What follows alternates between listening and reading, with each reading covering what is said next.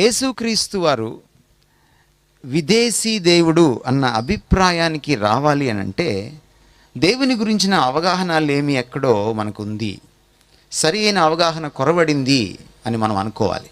ఒక ప్రాంతం, ఒక కాలం, ఒక దేశం, ఓ పాస్పోర్టు, ఓ వీసా ఉండదు.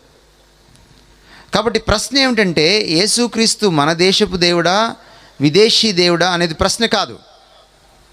యేసుక్రీస్తు దేవుడా కాదా అన్నదే ప్రశ్న, అంతే ప్రశ్న.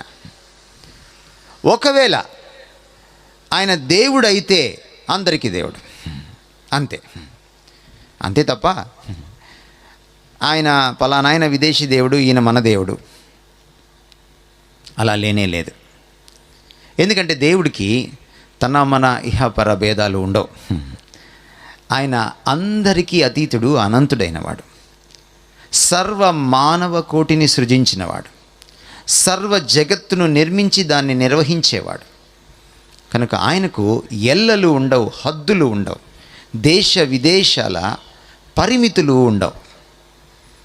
యేసుక్రీస్తు వారి జీవనశైలి, యేసుక్రీస్తు వారి పాపరహితమైన జీవితం, యేసుక్రీస్తు వారి అద్భుతమైనటువంటి ఆ ప్రబోధం, యేసుక్రీస్తు వారి ప్రాయశ్చిత్తమైన మరణం, యేసుక్రీస్తు వారు మరణాన్ని గెలిచిన తీరు, వీటన్నిటినీ కలబోసి, ఈ వాస్తవాలన్నిటినీ కలబోసి చూస్తే ఖచ్చితంగా ఆయన దేవుడు అని నిరూపితమైపోయింది.